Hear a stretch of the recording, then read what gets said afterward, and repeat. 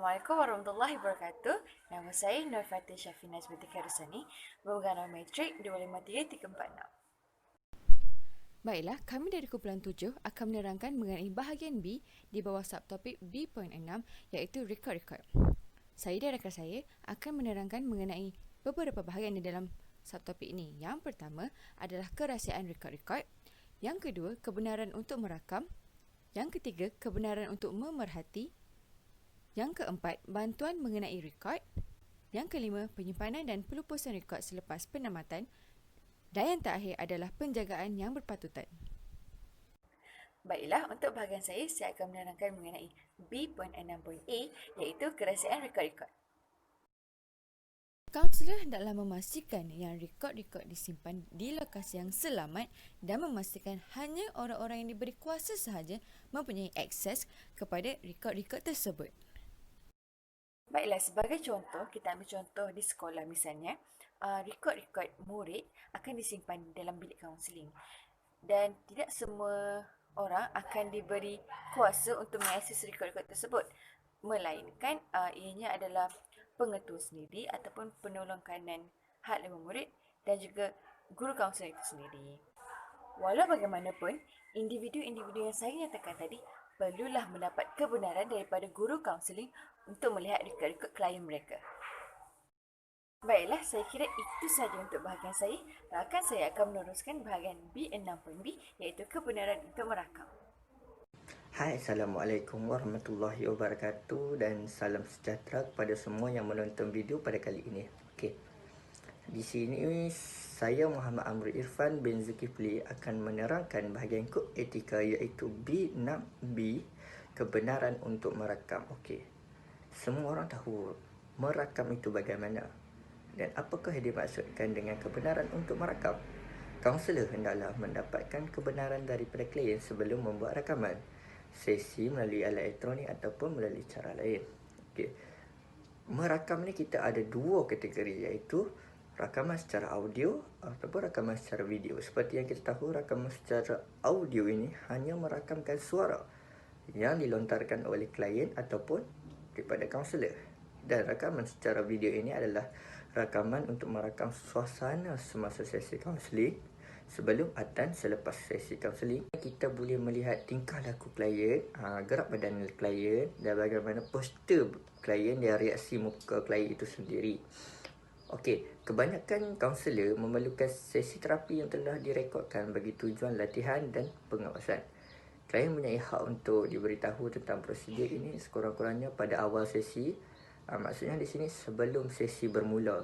Okey, kita memberitahu kepada klien bahawa sesi ini akan dilakukan bersama dengan rakaman. Jadi, dia penting untuk klien itu sendiri memahami mengapa rakaman itu perlu dibuat dan bagaimana ianya akan digunakan dan siapa yang mempunyai akses terhadap rakaman tersebut dan bagaimana rakaman tersebut disimpan. Segala kaitan ini adalah penting untuk klien memahaminya sebelum kita memulakan rakaman sesi kaunseling.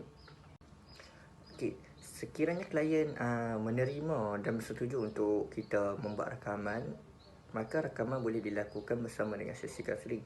Dan sekiranya klien itu sendiri menolak dan tidak bersetuju untuk melakukan rakaman, maka rakaman tidak boleh dibuat dan hanya berlangsung sesi kaunseling tanpa rakaman. Itu sahaja daripada saya. Sekian, terima kasih. Seterusnya pula, saya akan membincangkan pada bahagian B6C iaitu kebenaran untuk memerhati. Maksudnya di sini bahawa seseorang kaunselor hendaklah mendapatkan terlebih dahulu kebenaran daripada klien sebelum membuat pemerhatian ke atas sesi kaunseling, menyemak transkrip sesi atau menonton semula rakaman sesi yang telah dilakukan bersama penyelia, pensyarah, rakan sebaya atau orang lain di tempat kerja. Kebenaran ini amatlah penting kerana semasa sesi jalankan terdapat dan mengandungi isu-isu privasi klien yang amat menjadi tanggungjawab penting bagi seseorang kaunselor.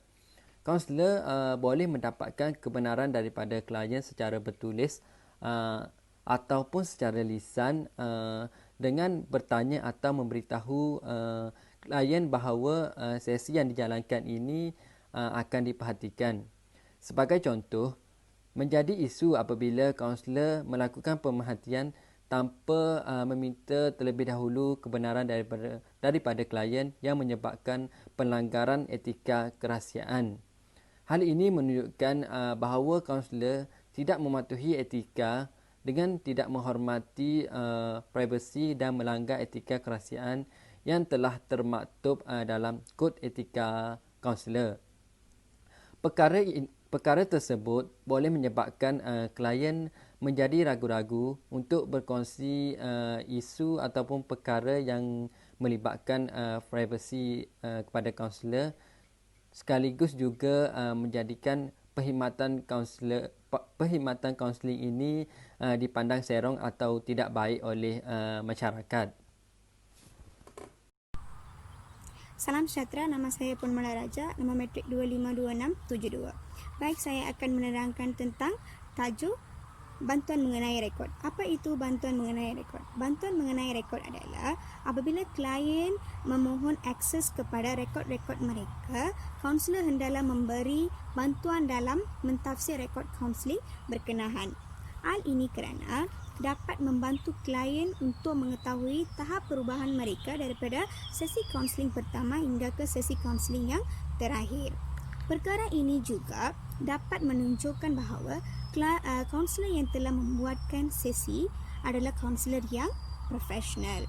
Kaunselor juga dapat bantu menjelaskan rekod-rekod yang telah simpan, antaranya laporan sesi, buku temu janji, bil akaun pembayaran, salinan surat menyurat, borang pendaftaran dan dokumen yang berkaitan. Hal ini kerana ada klien yang ingin mengetahui tentang bahawa adakah mereka menjalankan sesi kaunseling sebelum ini dengan betul ataupun tidak. Apabila kaunselor dapat membantu mengakses rekod-rekod mereka rekod-rekod mereka, klien akan berasa berpuas hati kerana merekod tentang maklumat mengenai klien merupakan kaunselor yang berkualiti. Oleh itu, kaunselor profesional yang adalah perlu memberi perkhidmatan yang terbaik untuk terus mendapatkan respek daripada klien. Itu sahaja daripada saya. Terima kasih. Saya paskan kepada kawan seterusnya.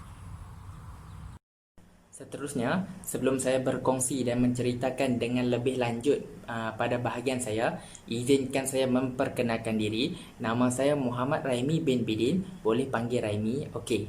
Pada hari ini, saya akan menerangkan dengan lebih lanjut berkaitan Kod Etika Kaunselor bahagian B.6.G, iaitu penyimpanan dan pelupusan rekod selepas penamatan. Okey. Maksudnya di sini ialah kaunselor hendaklah menyimpan rekod-rekod setelah tamatnya perkhidmatan bagi keperluan masa hadapan. Okey, dalam erti kata lain, selepas sesi kaunseling tamat, kaunselor hendaklah menyimpan segala rekod, dokumen dan maklumat yang diperolehi daripada klien untuk kegunaan masa hadapan. Hal ini sangat penting sekiranya klien atau pihak ketiga memerlukan rekod klien tersebut sebagai rujukan atau sebaliknya. Rekod-rekod ini mestilah disimpan mengikut kaedah pemeliharaan rekod. Di samping itu, rekod-rekod klien dan bahan sensitif yang lain hendaklah dilupuskan dengan cara yang dapat melindungi kerahsiaan klien itu tadilah. Okey, akhir sekali, untuk rekod-rekod yang bersifat artistik pula, kaunselor perlulah mendapat persetujuan klien atau penjaganya. Maksudnya di sini ibu bapa, atau kalau tak ada ibu bapa, abang, kakak dan saudara yang nyalah terlebih dahulu mengenai cara menyimpan dan melupuskan rekod-rekod atau dokumen atau maklumat yang diperolehi daripada klien tersebut semasa sesi dijalankan untuk menjamin kerahsiaan klien tersebut. Itu sahajalah perkongsian saya serba sedikit berkaitan Kod Etika Kaunselor bahagian B.6.G, iaitu penyimpanan dan pelupusan rekod selepas penamatan. Sekian, terima kasih.